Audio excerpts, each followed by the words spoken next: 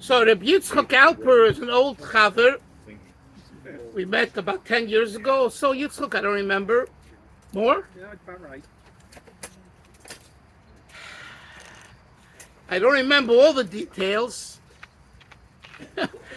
But how did we meet? He sent me an email, I think, about Rabbeinu Tom's, right? Am I right? Yeah, I'd watched a short clip of a Farbringen of yours on YouTube. Yeah, and I spoke about Lubavitch Lite. Correct. Right. Right. And it caught his fancy, as we say. Go ahead. Yeah, but I was in Passaic and I was getting into Chabad. And I thought I'm going to be Chabad Lite. The exact thing that Rabbi Dalfin was railing against in the video. That we have Masorah and people don't necessarily pick and choose. We follow our Masorah. And I said, I don't even have two basic things every Chabad chassid has. I don't have Rabbeinu Tam Tefillin. And I don't have a Chabad talus. I just bought a very nice non-slip standard talus.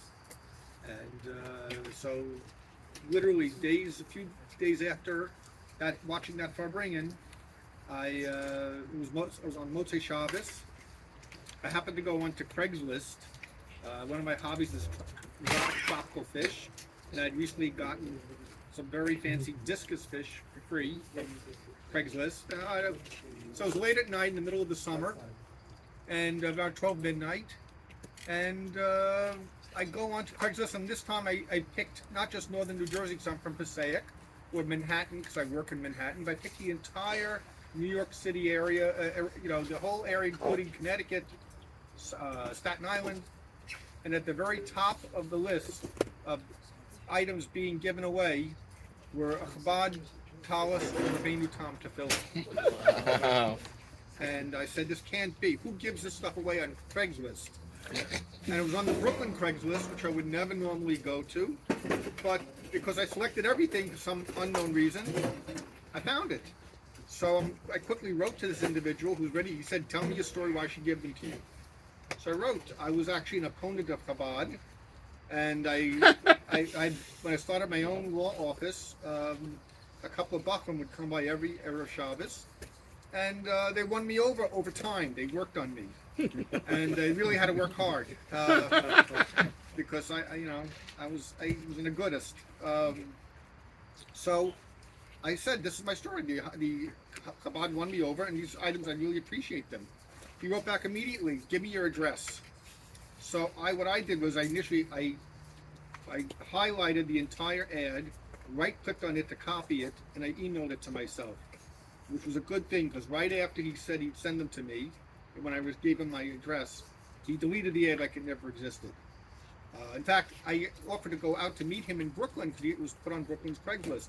It turned out he was from Massachusetts. He was not from Brooklyn. That's just where he posted it.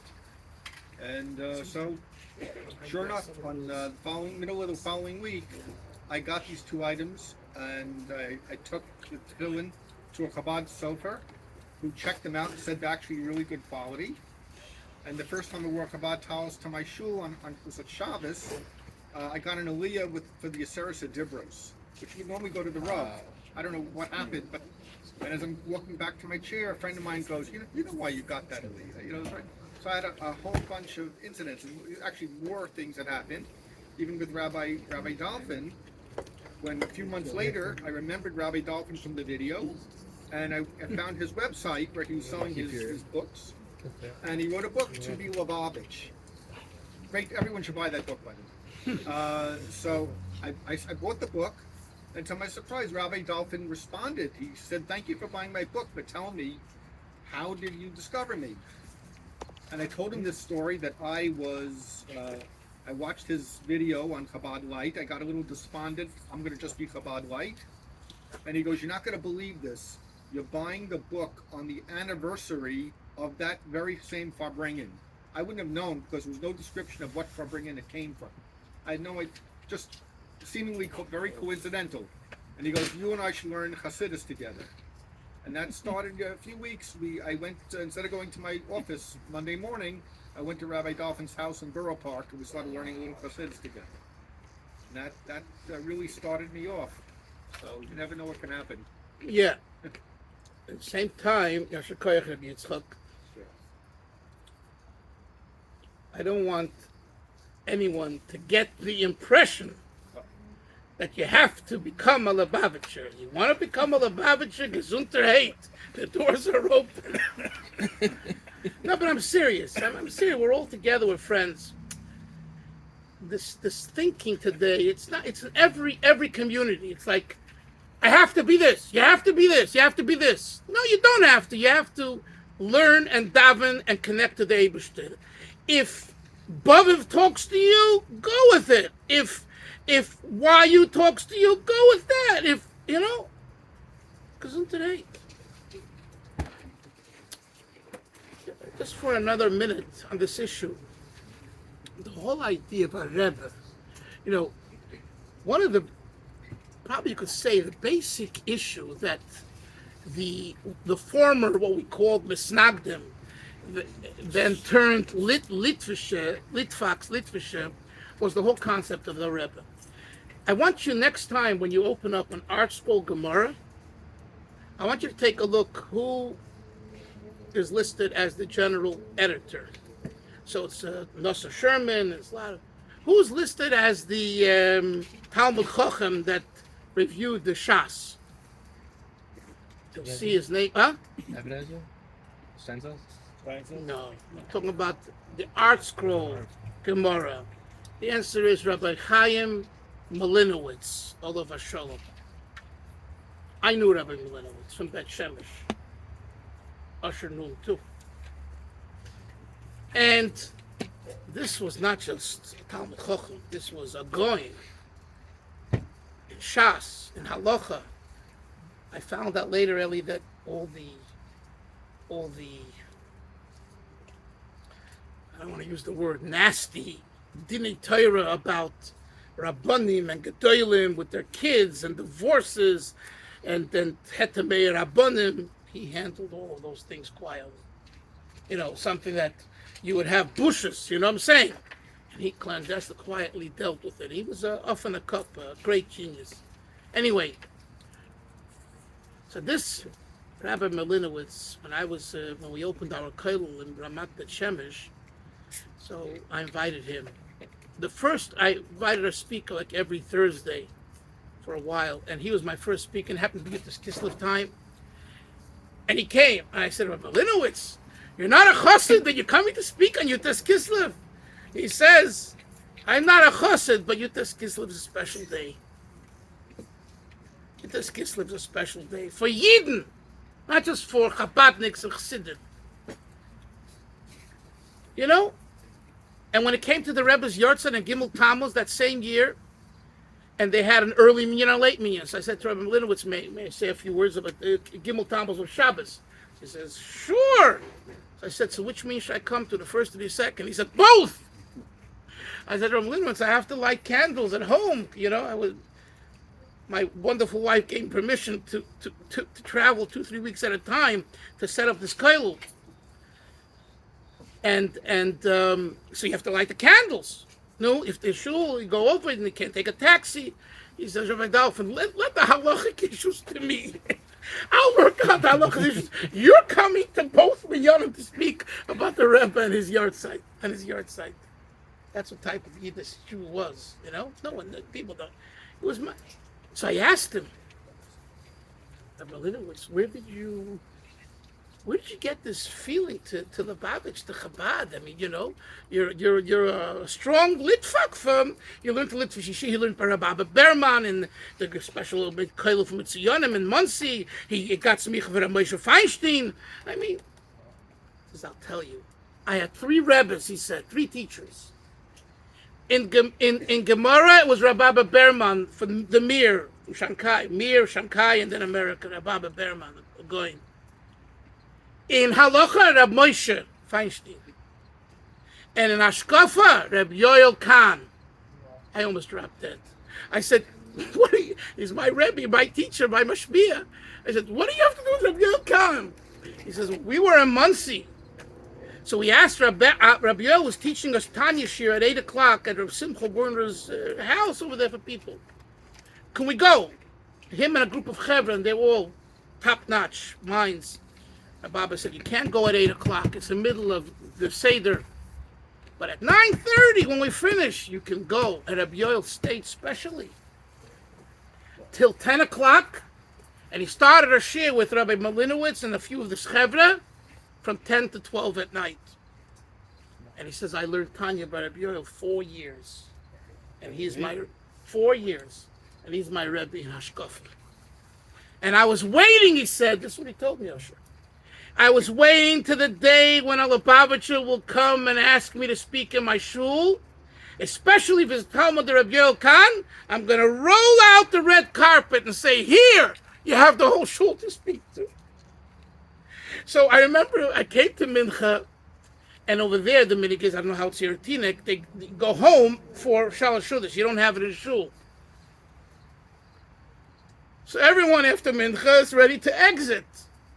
He gives a bang on the stand and he says, stop! Everyone stand in your place. They had such their herets. He said, stop. They froze. I'm telling you, I saw it.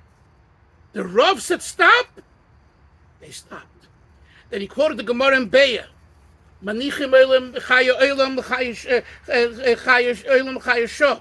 Chaya olam chaya sho chaya olam. That you forsake temporary life for everlasting eternal light.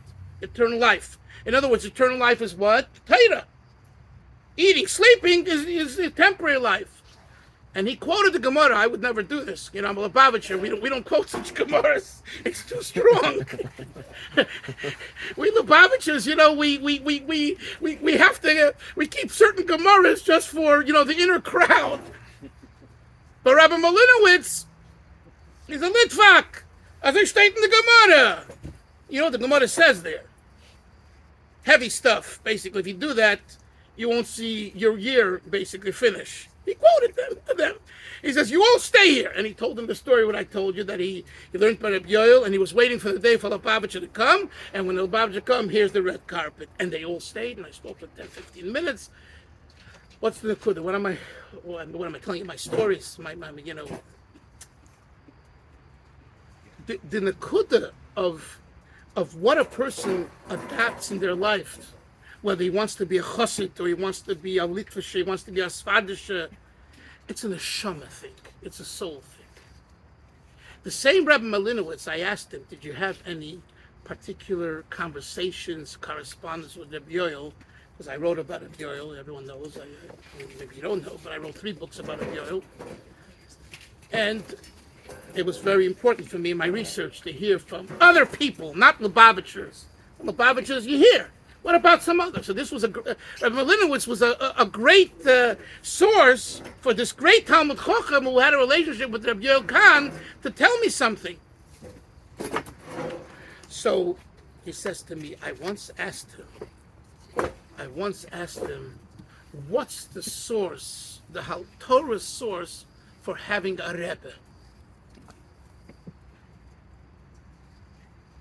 So, you know, you ask your average chassid, you go into Borough Park or Williamsburg or wherever, Meir Sharm or Geula, they'll tell you the source is Moshe Rabbeinu, and immediately. Malinowitz knew that too. He wants to know, is there any, you know what Rabbi Yoel told me? This is what he told me that Rabbi Yoel told him. He said there's only one source. It's Tanya chapter 2. The Balatanya is the source. Chapter 2, the Alter Rebbe talks about the Rosh B'nai Yisrael, the souls, the leaders, the Roshim who give nourishment to everyone else. And he brings the mushal over there in Pedig Bays of the child coming from the parents, and with the process, the fetus, and the nails of the child that receives chayas from the brain of the father, etc. Rabbi Yoel told him that is the makor for having a Rebbe. Now, can someone come along, a good Litvak, and say, come on, I want a source in Chazal, I want a source in a posuk in the Chumash, in Tanakh. Yeah, you could do that. But if you have Emunah Tzadikim, and we do, you see that the way to derive halacha is based on so many what we call klolim, right? Like you have the 13 principles, Gzeira Shove, Kal V'chomer, right? You could argue, and unfortunately, the conservative reform movement years ago argued that that's all made up by rabbis, smart rabbis, made up. I don't want to say the name, but I once was listening to a program about patrilineal descent. The reform movement passed a bill that if your father is Jewish, you can still be Jewish. Everyone knows that that's... So they asked this intelligent former yeshiva boy, everyone will know his name if I said his name. I don't want to say his name. And they asked him, and he right away brought the Gemara. What I think in Yavamas or in Kedushin, and arguing. Guess what? His son married a non-Jew. So he had to justify why patrilineal descent is an acceptable form of being Jewish. But by frum Jews, by Orthodox Jews, what they call Orthodox observant Jews, but right? We know that the klolim, the Yugimel, Midei Shat, Shmuel, they're in the dreshes, are part and parcel of Torah. So the Alter Rebbe in Perek Beis and Tanya brings the posik that you should attach yourself to Tzad Ma'atarachum, right? The Gemara.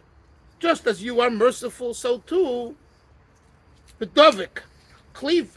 The Alter Rebbe brings that posuk as a source for the concept of a neshama who's bedveikus with God, who is in a relationship with the Eibishter, with God, that is beyond pirut, beyond separation. In Chabad, there's a line like this. Listen to this line. A Rebbe is nit a gevorene Zach. A Rebbe is a geborene Zach. That's Yiddish, English. A Rebbe is not someone who becomes a Rebbe. He's born a Rebbe. This might give more clarification to what some say. Hey, Lubavitch Rebbe passed away in Gimel Tammuz 1994. Pick yourself a Rebbe. What's the big deal?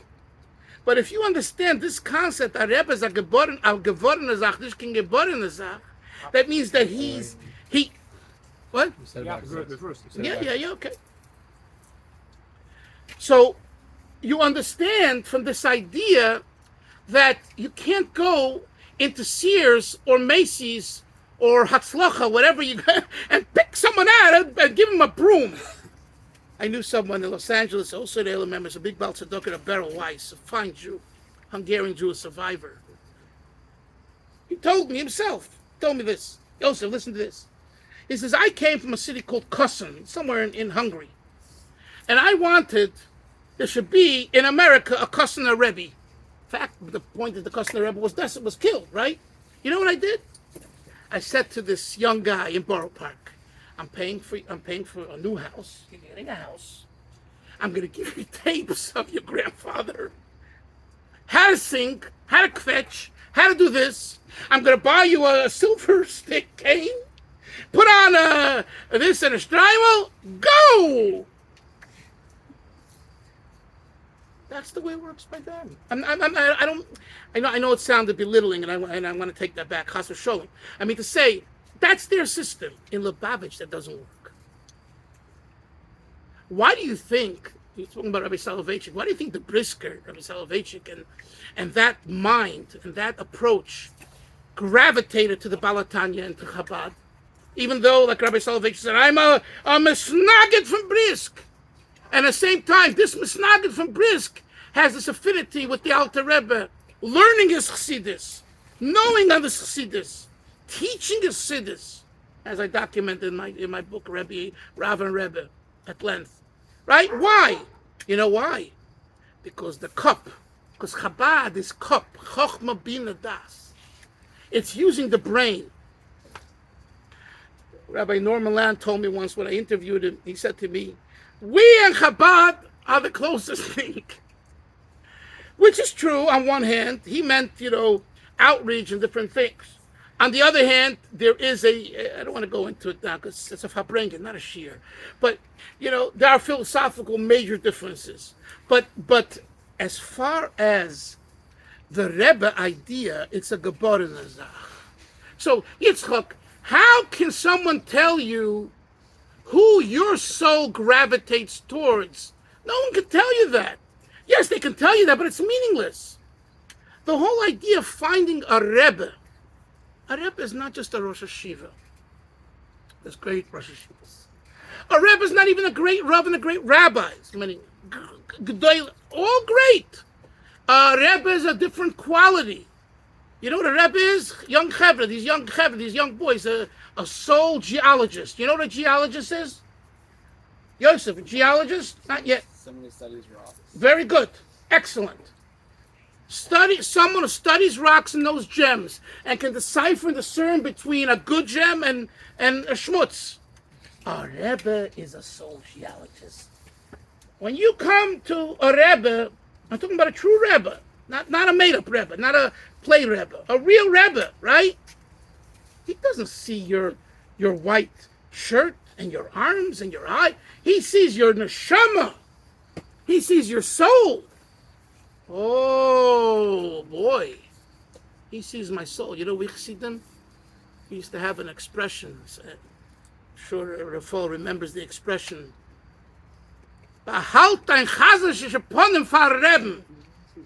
Hide your piggish face before the Rebbe. The Rebbe's looking right at you. And look at this face. What you saw today. What you ate. What you thought about. You're like a pig. Excuse me. Hide it. Hide it. Now, what if someone doesn't want to hide it? Don't hide it. This isn't you have to do things. It's not about you have to do it. It's about soul connection. And that's why I heard that Moshe Weinberger's Gesundheit is in town. Right? Why is a person like Moshe Weinberger, who was a YU prodigy, a student, keep us ruga and everything else, and he becomes a Streimel wearing chassid, Rebbe, whatever they call him today, whatever he is, right? His soul spoke to him and said to him, this is what I want, this is what I need. And I have a friend who I learned with Tanya in Manhattan 10 years. Took me an hour to go from Borough Park to Midtown Manhattan, an hour back, and we studied for an hour once a week. He belonged to a Reformed temple. We're learning Tanya, slow, methodical, questions, dialogue. Just an hour. He's not putting on tefillin. He's not wearing tzitzis. He wore a yarmulke for the class, but he belongs to a Reformed temple. Now, when you invest in a person, a Rebbe person? Come on. What is this, an exercise in just learning and studying and intellect? Make some kind of movement. A tefillin, a mezuzah, a tzedakah, get involved. And my patience was running out 5-6 years into the learning. Every week. Rabbi Yoel was that Shabbos in Borough Park for a Shabbos with us. And he shared a story of one of his teachers in Ramat Gan, late 30s, 40s, who was learning with a famous poet writer named Amiel, I think. I forget his name now. Yeah, David Amiel or something. He also didn't budge. And he was a Russian Jew who knew better, but he dropped it all, right? So this Rabbi Blazinski was his name. Mayor Blazinski, he wanted to let him have it. In other words, I'm not asking for money. I just want you to do a mitzvah. And he wrote to the Rebbe. You hear this? He wrote to the Rebbe, I feel this way, and I want to do this. I want to criticize him. So that he moves a little bit. The Rebbe said, don't say a word. And he didn't. He had the submission we spoke about before, and he listened, and he didn't say a word, and he became ultimately about the Shuvah. I heard that story on Shabbos, and I said to myself, Chaim Dalfin, you want to criticize this fellow you're learning with, Tanya, Midtown Manhattan, shut your mouth, sei still. And I kept my mouth shut. My wife remembers it was very hard. It was very hard. A week later, he says to me, Rabbi, my friends are asking me at the Reformed Temple, why are you learning with a Chabadnik Torah? Are you out of your mind? He wants you to put on tefillin. He wants you to kash your house. He wants you to put on a mezuzah. He wants you to be a frum Jew. And you're not. And you're not interested. And he says, so I told them, he's never said a word to me. And he said to them, as soon as he puts pressure on me, I'm out the door. The shear stops. No more learning together.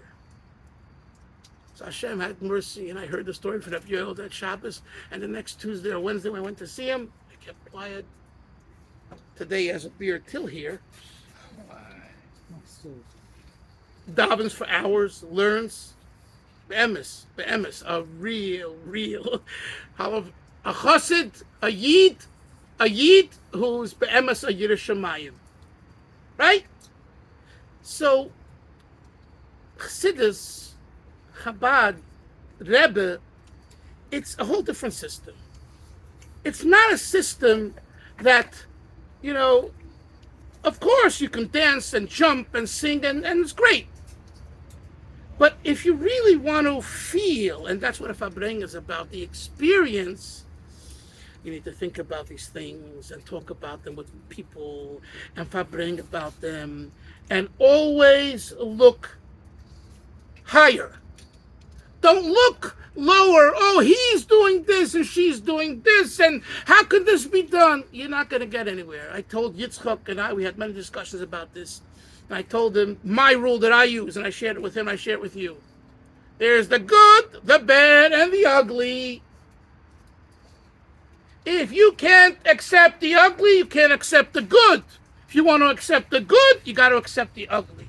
That's life. That's it.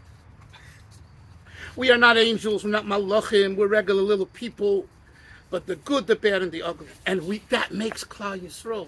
Because the truth is no one is ugly. Everyone is gewaldig. What is Reb Shlomo Karlbach? I wrote a book about Shlomo, the real Shlomo. Shlomo the Karlbach. All Shlomo is famous. When I was a bacher in yeshiva, Yosef, your age and a little older, Reb Shlomo Karlbach was a pariah. I don't know if you know what the word means. A pariah. He was a disgust. He was off the charts in a negative way, not off the charts in a good way. Why? I don't want to go into it now. It's mixed company. We're not going to talk about it. But I studied him. I studied him from inside out. I spoke to 50 people. I interviewed people. And there's a lot to say. It's another Fabrengen. Maybe Rebbe Fall or Belly will invite me back sometime. But what I can tell you is that I came out liking him and respecting him more than before. I didn't become a Karlbach fan, but I understand his plight. I understand the difficulties. And since I'm talking about it, I want to share a rule that I learned from him and another colleague of his that Ellie knows about. He might not be so happy that I wrote about him, Zalma Schechter, which probably you remember from your days in Montreal, right? He had a Sholem Ber. I wrote for Sholem Ber and Yosef Yitzchak. Remember? Who, Sholem Ber? Yeah, Sholem Ber. So I just wrote about Zalman, the real Zalman. I wrote the real Shlomo, the real Zalman. Fascinating minds, fascinating people in their own way. But whatever, the many people have kindness, have complaints. You need to have two things. This is my message now to the married people here. most of you are married, and you gotta have parnosa, and you gotta have a family. When there's a breakdown in parnosa, in a livelihood, and in marriage, and family, things go out of control. Depression, anger, and all kinds of things. Those are two requisites to a healthy living: is marriage, family, shalom bayis, and parnosa. And when those things, you could be the genius of the genius, and all of that. But when those things aren't there in place, it causes problems. Anyway, we'll go on to the next topic. We'll say l'chaim abishul mervayin, rebelli abishul mervayin. L'chaim, they should help. They should all have, and we will have, a gavaldiki Yom Tiv, and Simchas Torah is coming. Chevre, we're going to talk a little bit soon about Simchas Torah because that's on the agenda, right? It's coming up.